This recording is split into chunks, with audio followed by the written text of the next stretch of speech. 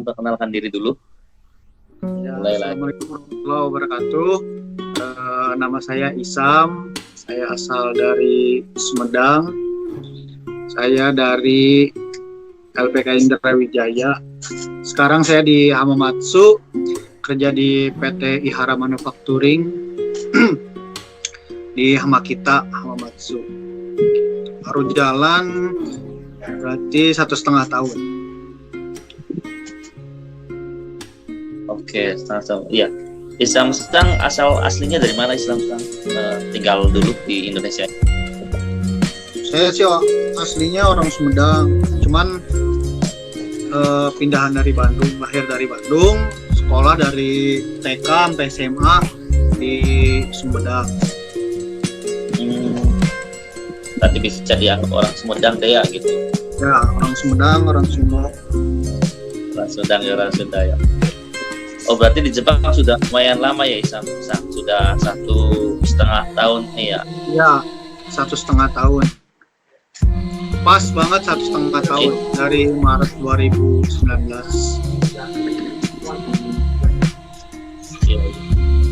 Itu di perusahaan Ihara di bidang apa Isam Sang? Kalau Ihara sih masuknya perusahaan otomotif ya, alhamdulillah.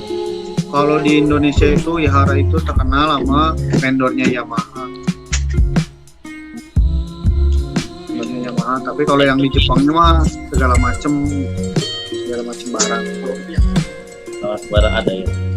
Ya. Terus selama 1,5 tahun itu kerjanya Isam ngapain aja di Ihara? Apakah mengoperasikan mesin? Apakah jadi yang memilih barang-barang yang bagus sama yang jelek atau gimana tuh?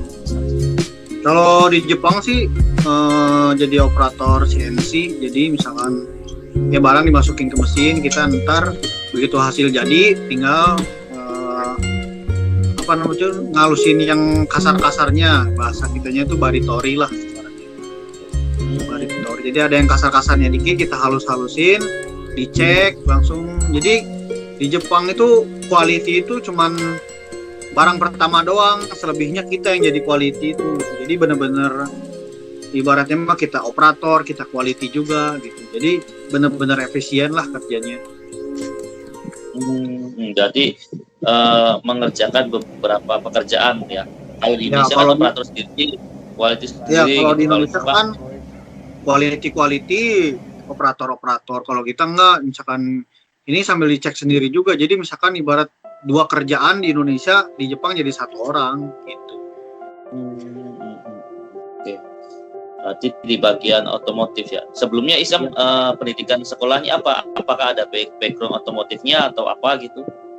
Kalau background sekolah mah nggak ada. Saya SMA IPA, kuliah ekonomi. Cuman dulu kerja di otomotif gitu. Sebenarnya mah nggak nyambung semuanya. Cuman yang penting mah nyari pengalaman lah. Di mana aja kita mau kerja hayu ibaratnya. Jadi pernah kerja di Cikarang juga kan otomotif, elektronik dan lain-lain juga dicobain. Ya. Nanti kalau buat teman-teman nih yang mau berangkat, walaupun dia nggak ada background di bidang tertentu atau misalnya kayak Samsung ini, nanti nggak masalah ya, nanti di sana diajarkan juga ya. Oh, nggak masalah. Yang penting mah punya kemauan keras, terus disiplin lah. Yang paling penting mah di Jepang itu disiplin. Nggak bisa juga nggak apa-apa, yang penting disiplin, mau belajar dari nol semuanya. Karena kita juga begitu 2 minggu pertama datang ke Jepang nggak kerja mas. Kalau boleh diceritain mah kita soji, jadi mulai dari dasar dulu, bersih-bersih dulu sampai bosen. Ini sebenarnya kita kerja beneran apa emang jadi tukang cleaning service, ini sampai nanya gitu kan. Nah kamu kerja beneran kok, cuma ya ngajar soji dulu katanya 2 minggu itu sampai stres. Bersih-bersih terus gitu ya? Ya bersih-bersih 2 minggu alhamdulillah. Belum disuruh megang mesin gitu ya, belum disuruh kerja langsung. Ya makanya 2 minggu pertama juga kita ini beneran dikerjain apa dikerjain ini sebenarnya gitu kan. Karena kita emang pengalaman di Indonesia paling soji ya palingan ya sehari atau 2 hari lah. Kalau di Jepang nggak, saya dulu 2 minggu beneran ya emang udah gosok-gosok mesin gitu, liatin orang kerja tuh kayaknya aduh bikin kita beneran kerja apa gimana ini kayak gitu, bingung juga, bingung dari bersih dulu gitu. Jadi bersih dulu sambil ngeliatin orang Jepang ya yang sudah bekerja di bagian itu ya. Nah itu ada orang Indonesia yang nggak sebelumnya seniornya gitu. Alhamdulillah nggak ada. Kita senior kita orang Brazil, orang Peru, orang Paraguay, selebihnya Jepang. Jadi orang Indonesia itu ya kita sendiri. Jadi mau nggak mau, bisa nggak bisa itu kotoba harus dipakai. Alhamdulillah. Nggak ngerti ya searching Google. Pokoknya bahasa kotoba dulu emang belajar dari baru sampai N5 kan ya udah seadanya aja. Berarti kalau nggak ada senpai atau senior di sana mau nggak mau kita harus pakai bahasa Jepang ya, bisa. Iya mau nggak mau, suka nggak suka kita mau senpai kita orang Brazil ya kan bahasa Portugis, kita orang Indonesia. Terus yang atasannya lagi Hancho orang Jepang ya mau nggak mau harus Nihongo gitu. Mau nggak mau, suka nggak suka. Memang berarti bahasa Jepang itu penting ya buat teman-teman yang mau belajar Jepang ya. Bukan penting lagi, jadi hal yang utama, modal utamanya bahasa. Kerja mah misalkan nggak bisa nggak apa-apa, tapi bisa ngeliatin nanti juga insya Allah bisa. Tapi kalau bahasa Jepang, kalau awalnya nggak bisa ya alhamdulillah palingan gini-gini doang, geleng-geleng doang sama hai-hai doang palingan kayak gitu. Kalau nggak bisa sama sekali. Nah, terus selama setahun setengah ini pengalaman pertama waktu bekerja gimana Isam? Apakah wah Jepang tuh ternyata berat, terus makannya juga susah, terus cuacanya juga berbeda, itu seperti apa? Kalau pertama dari cuaca dulu kan, kalau cuaca emang alhamdulillah Jepang berbeda banget sama Indonesia Mas ya kan. Kalau Indonesia kan ya panas ya gitu, dingin ya gitu. Kalau Jepang kalau musim panas kemarin kayak di Hamamatsu tuh paling tinggi se-Jepang 41 derajat. Wah, kalau kurang-kurang minum sampai mau pingsan. Teman saya ada kohai saya pingsan, udah mau pingsan dipulangin. Ya kan? Gitu. Tapi kalau dingin, nah ini nih udah mulai ya kan. Baju asalnya musim panas lapis, musim dingin 3 lapis, 4 lapis. Terus soal pekerjaan di pabrik, karena emang saya mah sebelumnya emang udah 6 tahun kerja di Bekasi ya, jadi ya nggak terlalu kaget lah dengan pekerjaan pabrik, emang gitu-gitu doang sebenarnya. Tapi untuk yang pertama kali, ya pertama mungkin kaget karena biasa misalkan kerjanya anak SMA baru lulus lah, misalkan contohnya dia bisa kerjanya nyantai, slow kayak di Indonesia ya kan. Kalau di Jepang ya nggak bisa kayak gitu, kerjanya benar-benar target, misalkan dari jam 8 pagi sampai jam 5 misalkan 1 jam harus 6 barang misalkan. Nah ya harus kerja 1 jam 6 barang, nggak bisa ditawar kayak gitu. Jadi benar-benar waktu adalah uang tuh benar buat Jepang gitu. Kita pun kalau belum waktunya misalkan belum waktunya beres-beres misalkan bersih-bersih, kalau Indonesia udah target Mas misalkan ya boleh Soji, di Jepang nggak bisa kayak gitu, benar-benar ini belum waktunya, nggak bisa gitu. Meskipun udah target ya kerja lagi terus gitu, terus ya sampai jam kerja selesai gitu ya. Ya misalkan dari jam 5 dikasih waktu buat bersih-bersih buat 5S-nya 15 menit. Nah sebelum jam 5 kurang 45 ya udah kerja gitu terus, mau nggak mau. Jadi disiplin bener-bener lah, bener-bener luar biasa banget Jepang soal disiplin, terus target, bener-bener produktif banget. Ya alhamdulillah kelihatannya emang sepele sih, cuman tapi itu kalau kita bedain sama negara kita wah bener-bener jauh banget. Orang-orang Jepang bener-bener waktu, disiplin itu bener-bener diutamakan, produktivitas nomor 1. Betul. Terus orang Jepang kalau ngajarin orang kita seperti apa Mas? Apakah pakai marah-marah? Apakah pakai omongan yang kasar atau seperti apa tuh? Kalau ngajarin sih sebenarnya mah baik-baik aja sih sebenarnya mah. Cuman kalau misalkan kita nggak target ya kan, misalkan kayak saya kemarin saya juga kan kerja berdua sama orang Brazil karena kita nggak tahu kan. Jadi kita udah target, kata orang Brazilnya itu udah jam 4:30 tuh udah target, katanya udah berhenti aja. Kita ya soji ya kan ngikutin senpai. Karena kita nggak tahu, dimarahin sama orang Jepang, ini 4:30 udah berhenti kenapa? Kata senpai saya udah target ya berhenti, oh nggak bisa begitu, kata 15 menit lagi kerja, wah itu dimarah-marahin udah. 15 menit lagi kerja kamu belum waktunya. Iya. Waktunya harus sesuai dengan jam kerjanya, walaupun kerjaan kita udah sesuai target, tapi kalau belum selesai waktu masih harus kerjain apa kayak gitu ya.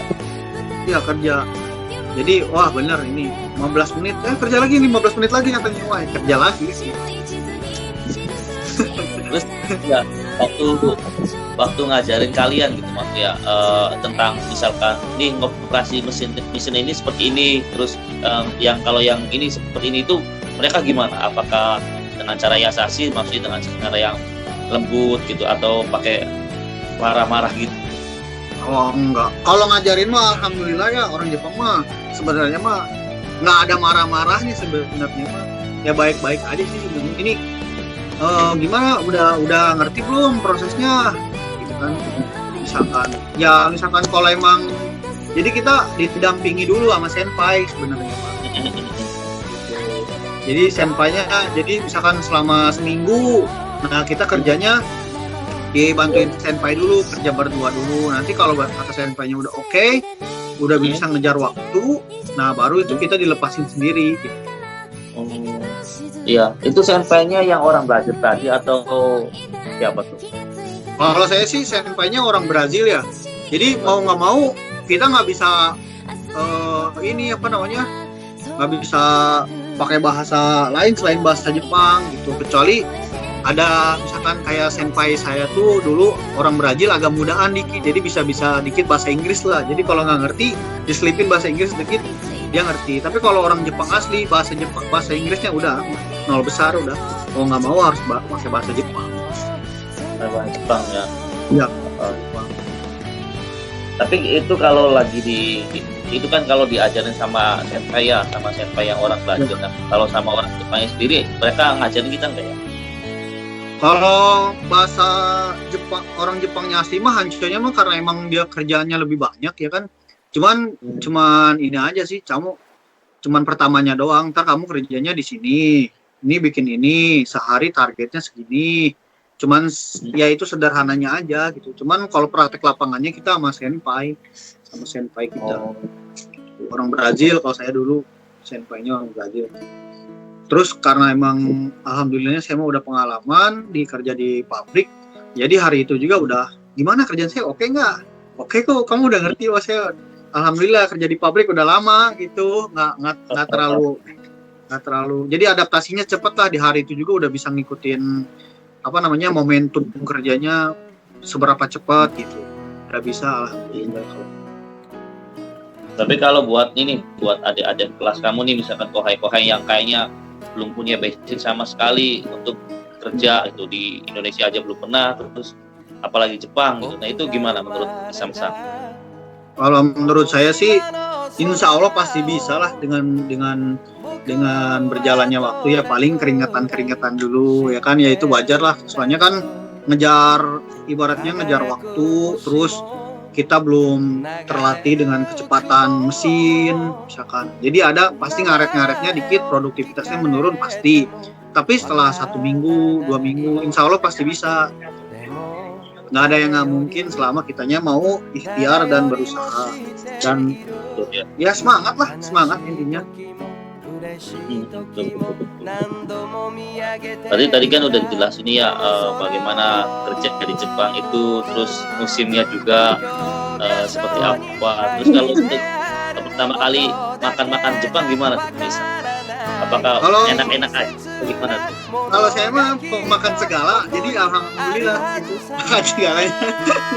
Nggak ada pantangan gitu, kecuali emang itu misalkan ada babinya ya kan, ya kita sebagai seorang muslim yang nggak boleh ya enggak gitu, yang alkohol enggak kita makan, yang ada babinya juga enggak ya.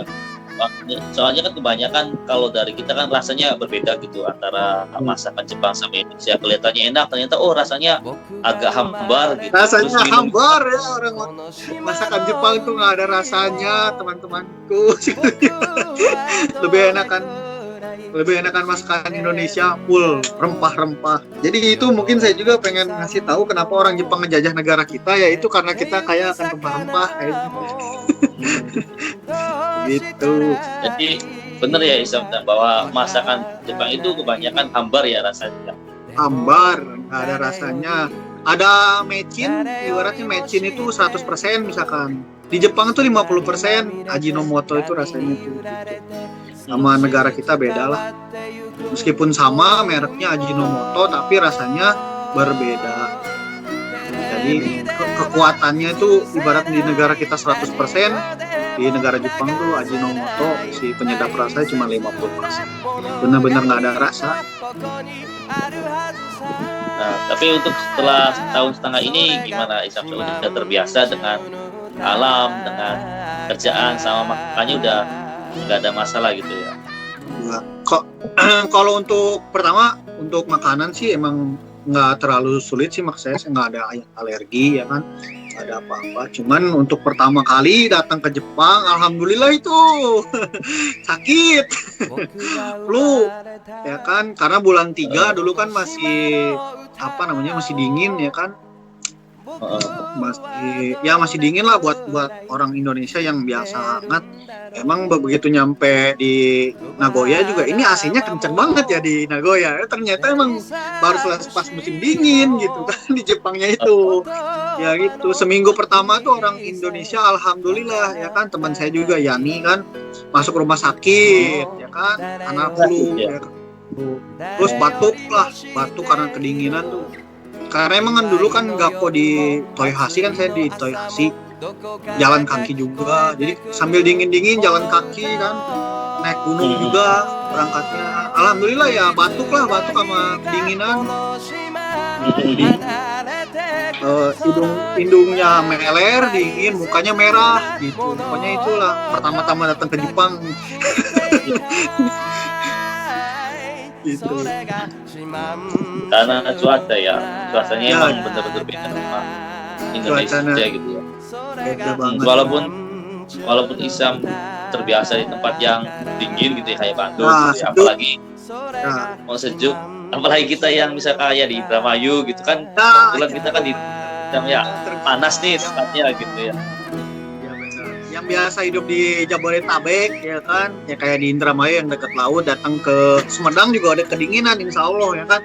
Ini datang lagi ke Jepangnya itu dulu saya cerah tuh waktu di Aichi itu cerah, cuman 0 derajat, cerah 0 derajat tuh, bayangin aja tuh kayak gimana.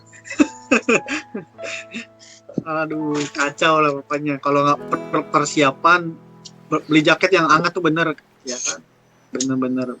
Padahal itu baru selepas musim dingin gitu. Apalagi musim dinginnya gitu kan. Waduh, nggak tahu kayak gimana. Betul. Nah, kalau sekarang lagi musim apa nih Samsung di Jepang? Sekarang sih udah habis penghabisan musim panas, Natsu, ya kan. Sekarang udah mulai dingin, udah mau ke Fuyu, udah musim dingin, mau musim dingin. Siapa musim dingin ya ini? Siapa musim dingin? Sekarang masih bisa aja ini baju satu kaos mas lembar doang. Ntar bentar lagi kayaknya udah enggak nih, kayaknya udah mulai turun. Ini apanya? Cuacanya udah mulai dingin lagi, udah berasa. AC udah dimatiin semua nih, udah nggak perlu AC sekarang. Kalau kemarin udah puncaknya kan 41 derajat dan yang paling tinggi itu di Hamamatsu kemarin. Dingin banget ya. Nah, oke. Nah, ya tadi kan udah dijelasin semua nih Samsung. Nah, proses Samsung sebelum ke Jepang itu seperti apa, bisa dijelaskan ke kita Samsung? Perjuangan waktu mau ke Kalau perjuangan sih sebenarnya dari awal itu saya mah 2017 ya kan, cuman karena emang dulu sambil kerja jadi belum ya masih setengah-setengah lah. Kabarnya mentalnya tuh saya mau ke Jepang tapi mentalnya setengah-setengah. Sempat ngelamar ke Minori, ke Selna Jaya, terus ke mana yang di Bekasi ya? sempat ya pokoknya yang di Bekasi itu karena sambil kerja juga di Bekasi, jadi sempat nanya-nanya juga ke situ kan, sampai malah keduluan adik saya ke Jepang kan. Nah terus terakhiran itu ke yang di Cirebon gitu, ada sedikit kasus. Nah barulah ke Indra Wijaya. Nah dari Indra Wijaya lah baru bisa ke Jepang, alhamdulillah kan. Ya Indra Wijaya baru diinin ke sekolah juga, baru Iya, berarti perjalanannya berarti panjang nih Isam saya untuk ke Jepang. aduh ya. alhamdulillah. Dari Jadi bagi yang langsung berangkat 3 bulan berangkat ke Jepang, waduh itu udah beruntung banget ya kan. Kalau sedangkan saya dengan banyak pengalaman, dengan ya adalah lika-likunya nggak semulus inilah, nggak segampang ucapan Mario Teguh lah ibaratnya mah. Banyak tantangannya, cuman memang saya dulu udah punya tekad. Saya punya tekad tuh kenapa? Karena saya dulu nganterin adik saya ya mas ke Jepang, nggak bisa apa-apa, nulis formulirnya aja masih masih deg-degan, masih ibaratnya masih aduh ini kamu mau ke Jepang nggak? Adik saya yang mentalnya aja gitu, nulis formulir aja masih nggak bener gitu loh, bisa ke Jepang kok saya nggak bisa gitu kan. Jadi saya yang nganterin interview, saya yang nulisin formulir adik saya aja bisa ke Jepang, kenapa saya nggak bisa ya kan? Bapaknya sama, ibunya sama ya kan, apa yang beda ya kan ibaratnya. Nah saya punya kesimpulan berarti juga bisa. Yang penting kalau ada niat pasti ada jalan gitu. Ya misalkan ada ujian dikit mah itu cuman hukum kepantasan, sebenarnya kamu mau nggak ke Jepang gitu aja. Betul. Jadi buat teman-teman yang misalkan ada masalah sedikit, terus yang masih malas belajar, kadang-kadang support juga susah, itu gimana Isam? Ada nggak nih buat mereka katanya, aduh saya ini jenuh belajar terus, kapan bisa berangkatnya gitu. Kadang-kadang ada tuh beberapa teman-teman dari kota yang biasanya tuh yang kayak gitu yang baru lulus SMA, jadi pengennya instan ya kan, padahal mie instan aja butuh direbus 3 menit mas bro. Mie instan aja perlu waktu 3 menit ya kan. Jadi ya itu mah balik lagi ke tujuan awal kan.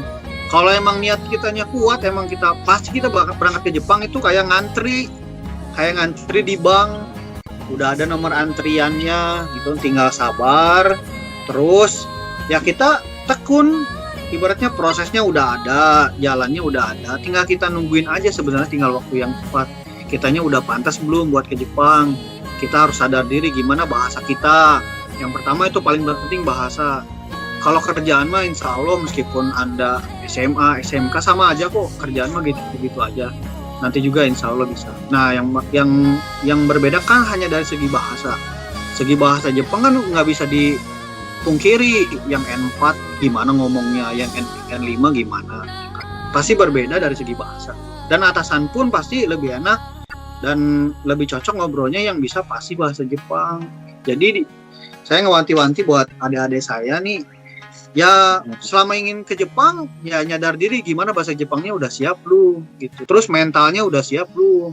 Nanti begitu udah di Jepang, bahasa Jepang saya udah jago, tapi mentalnya dikasih kerjaan berat dikit udah ngeluh, ya mau gimana. Jadi harus dipersiapkan juga selain dari bahasa, mental gitu.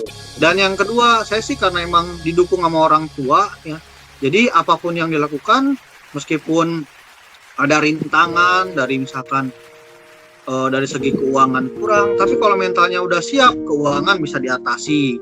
Terus masalah bahasa tinggal kita belajar. Masalah tujuan karena emang kita udah punya keinginan kuat soal pengen ke Jepang, ya udah masalah tuh jadi kecil gitu. Selama tujuannya kita gede mah hambatan-hambatan itu jadi kecil. Iya. Nah itu ya ternyata Isam Sang perjuangannya juga lumayan nih dari awal mau ke Jepang. Dari 2017 sudah mencoba ke tempat ini gitu ya, karena masih belum rezeki juga gitu ya. Terus juga belajar juga harus sungguh-sungguh ya, karena di Jepangnya juga ya bahasa harus bagus. Kemudian untuk soal kerja yang penting harus siap kerja gitu ya Isam-Sam, walaupun memang ada nggak ada yang basicnya, misalnya kayak Isam-Sam sendiri basicnya kan lebih ke ekonomi gitu ya atau ke IPA, walaupun memang sudah kita nggak nyambung sama sekali, teman. Ekonomi, sarjana ekonomi jadi kuli ya dari jauh bulan tidak apa-apa ya kan. Penting bisa berangkat ke Jepang ya. Nah, yang penting mah tujuannya hasil akhir. Jadi nanti semoga nanti adik-adik yang nanti mau berangkat ke Jepang, Isam-Sam bisa mendengarkan cerita Isam-Sam yang dari awal berangkat ke Jepang dengan lika-liku yang pernah dialami. Kemudian di Jepang juga tadi sudah ceritakan bahwa kerjanya seperti apa gitu, bahasanya bagaimana. Jadi mereka semoga nanti video ini bisa menjadi penyemangat mereka untuk bisa berangkat ke Jepang. Kemudian nih ada nih beberapa Isam-Sam, mungkin adik-adik Isam-Sam yang Isam-Sam kenal juga nih, yang di LK Indrawijaya yang tadi namanya sudah disebutkan Isam-Sam. Dia juga aslinya sudah mau berangkat nih Isam-Sam. Saya juga sudah turun, karena lagi corona seperti ini mereka juga belum berangkat. Itu ada nggak nih motivasi buat mereka dan menjelaskan sedikit keadaan di Jepang itu, apakah betul virus corona di Jepang juga lagi merebak atau seperti apa, bisa dijelaskan Isam-Sam? Ya, di tahun 2020 ya, untuk adik-adik saya, teman-teman saya yang ibaratnya udah punya CEO, udah punya visa, tinggal berangkat ya kan, karena emang corona ibaratnya bukan buatan Shinzo Abe ya, seluruh dunia juga kena gitu corona ya, semua juga mau negara maju, Amerika, Jepang juga kena imbasnya semuanya, bahkan kena PHK banyak gitu. Jadi emang ini nggak bisa dipungkiri gitu. Tapi kalau menurut saya mah, kalau emang niat Anda buat ke Jepang, ya ini cuman ujian dari Allah Subhanahu Wa Taala. Cuman kita sabar nggak buat ngadapin si corona ini gitu. Terus karena emang kita udah CEO-nya udah keluar misalkan, ya mau gimana lagi, Jepangnya juga ketakutan dari orang luar gitu kan. Jadi menutup diri karena emang di negara Jepang sendiri juga corona lagi banyak gitu kan. Terus bukan Jepang aja gitu kan. Terus kalau misalkan Anda yang pemagang nggak bisa masuk, jangankan yang bisa masuk, yang udah punya KTP Jepang aja, yang pulang kampung ke Brazil. Teman saya kan ada tuh Mas, pulang ke Brazil, pengen liburan dulu sebulan, pas kena corona, sampai sekarang belum balik lagi ke Jepang. Masih ditutup katanya. Nunggu keputusan dari ibaratnya kita KBRI-nya lah sekarang itu. Jadi sekarang tuh yang paling bisa itu baru bisa datang ke Jepang itu yang udah punya KTP Jepang, terus punya keluarga Jepang. Itu pun dibatasi gitu. Makanya yang Kensusei sekarang yang ibaratnya mah yang meskipun udah punya CEO pasti dipending gitu. Bukan karena LPK-nya ini ada main, enggak, semuanya.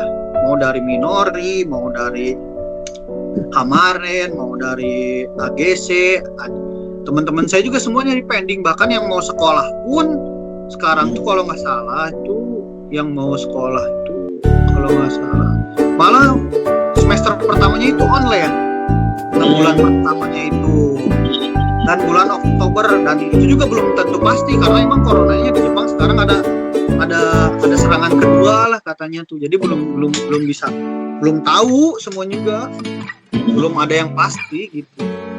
Selama coronanya masih ada mah. Ya, menurut saya sih jangan patah semangat.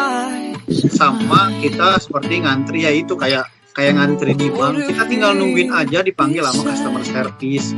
Ya, kita apalagi udah punya CEO ya kan. Ya itu tinggal nunggu keberangkatan aja, tinggal nunggu sabar. Ya banyak doa menurut saya mah. Insya Allah lah kalau emang udah rezekinya pasti berangkat. Karena emang di Jepangnya sendiri pun sekarang orang-orang Indonesia dipulangin, tetap aja orang-orang Jepangnya mau butuh. Karena di Jepang juga kekurangan tenaga kerja.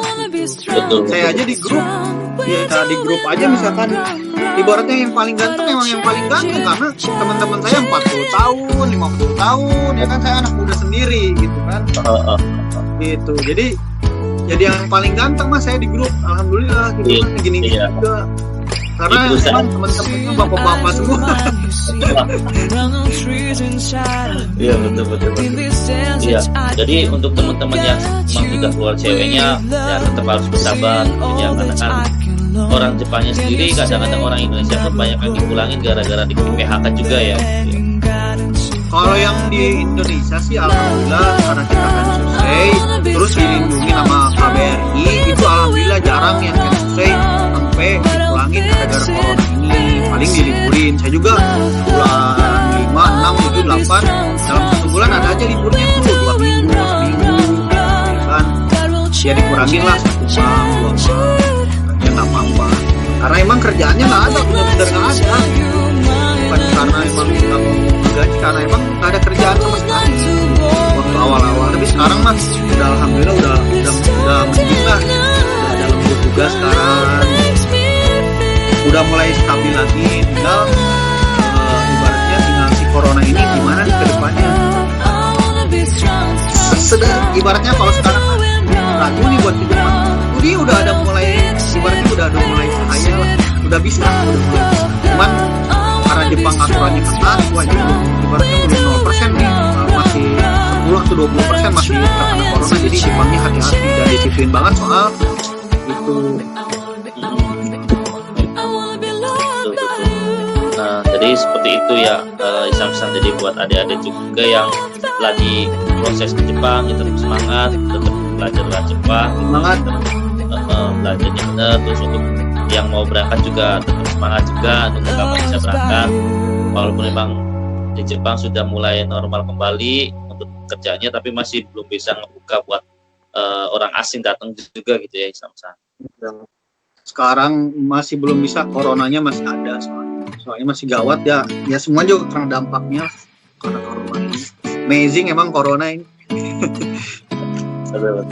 Wah, ini terima kasih sekali Isam-sam untuk infonya yang dijelaskan dari awal cerita Isam-sam seperti apa, terus di Jepang seperti apa, terus saran-saran buat adik-adik yang nanti juga mau berangkat di sini. Nanti kita sampaikan ke adik-adik semua tentang apa yang tadi Isam-sam jelaskan. Terus Isam-sam juga tetap gambarnya di situ. Oh ya siap. Selesai lagi. Semoga nanti bisa ketemu sama adik-adik dari Brawijaya gitu ya, di sana bisa ketemu, bisa reuni. Siap. Oke, terima kasih Isam-sam atas waktunya. Arigatou gozaimasu. Ya, mata nih. Arigatou gozaimasu. Arigatou gozaimasu.